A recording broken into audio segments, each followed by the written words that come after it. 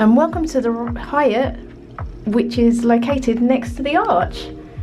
Right, I'm going to just give you a little walk around quickly so you can get a rough idea. We've got a 2 double beds room. Oh, hang on, what's this? I haven't even had a proper look yet, so got a safe, lit hanging area, just a few hangers, not as many as most of the others so far. Excuse all the suitcases because we've just literally come in, dumped them.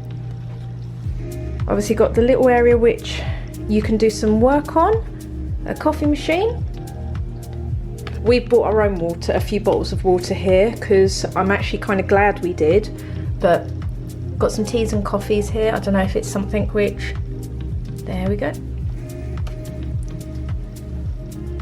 We have got a little desk. I will show you afterwards once I get to here if it's a mini bar, because I can't get to that right now. We've got 2 double beds. Sometimes it is really nice to have 2 double beds in a room. And then this is what makes me smile. Look at that.